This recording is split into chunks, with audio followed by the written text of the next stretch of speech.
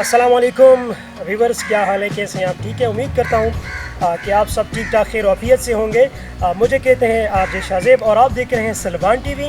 आज हम बात करेंगे बच्चों की इम्यूनिटी सिस्टम के बारे में कि बच्चों की इम्यूनिटी सिस्टम कैसे स्ट्रॉन्ग की जा सकती हैं और ये कमज़ोर क्यों हो जाती हैं। तो टॉपिक पे बात करने से पहले आप सबसे मेरी दरख्वास्त है कि आप सबसे पहले हमारा जो यूट्यूब चैनल है सलमान टीवी, इसको आप सब्सक्राइब करें। इसकी वीडियो के बारे में आप कमेंट करें, शेयर भी करें और साथ साथ आप वीडियो को लाइक भी करें। शेयर करने के बाद आप दोस्तों से इससे सब्सक्राइब भी करवाएं।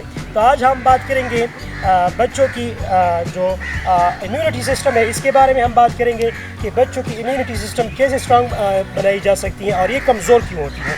सबसे पहली बात जो मैं आपको बताऊं कि बच्चों की immunity system as compare to जो एडल्ट लोग होते हैं, जो बालिग बंदे होते हैं, इसके बदले इसकी मुकाबले में बच्चों की इम्यूनिटी सिस्टम बहुत ज़्यादा स्ट्रॉन्ग होती है।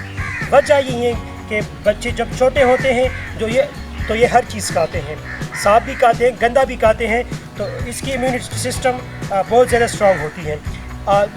ये इम्यूनिटी सिस्टम कमज़ोर क्यों पड़ती हैं, इसकी असल वजह सिर्फ यही है कि हमारे जो बच्चे हैं जो स्कूल जाते हैं या नहीं जाते, जो घर पे होते हैं, ये अक्सर खाते हैं चिप्स, ये चनाचोर खाते हैं जिसमें बहुत ज़्यादा मुज़र मवाद मौजूद होते हैं।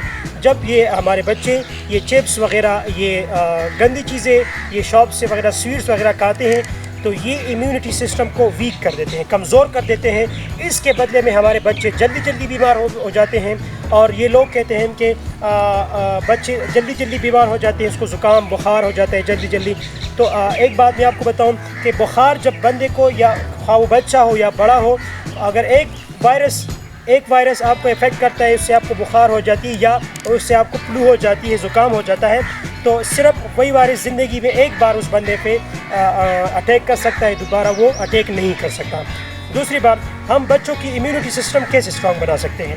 बच्चों की इम्यूनिटी सिस्टम स्ट्रॉन्ग बनाने के लिए जब वो उसके दांत निकल आएँ तो उसको मैं चाहिए उनको सख्त चीज़ दें। सख्त चीज़ का मतलब ये है जो वो खा सकते हैं, उसको चीज़ स्टार्ट करवानी चाहिए।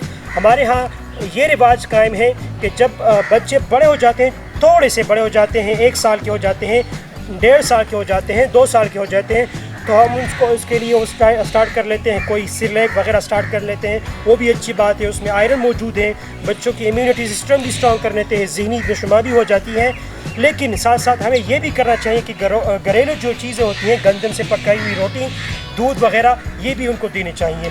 सिर्फ और सिर्फ सिरलैक पे इंहिसार नहीं करना चाहिए और बच्चों को घरेलू भी जो चीज़ें हैं उनको वो भी देना चाहिए, बच्चों की इम्यूनिटी सिस्टम। और इसके साथ साथ एक और बात मैं ऐड करूँ कि जब हम लोग स्कूल के जो बच्चे होते हैं वो काम कर लेते हैं, वो छोटे बच्चे आते हैं तो उससे वो पेंसिल वगैरह छीन लेते हैं, तो हम लोग क्या करते हैं, वो पेन उससे छीन के लेते हैं कि दे दो, ये आपके काम का नहीं है, वो छोटे बच्चे। लेकिन हमें इस तरह बिल्कुल नहीं करना चाहिए। क्या करना चाहिए, हमें जो बच्चे वो पहले ज़मीन पे खेलते रहते हैं, तो हमें क्या करना चाहिए, उनको पेंसिल या कोई और चीज़ देनी चाहिए, कलम देना चाहिए कि वो हाथ से कुछ लकीरें खींचे, एक तरफ, दूसरी तरफ, तीसरी तरफ, हर तरफ वो लकीरें खींचता रहे।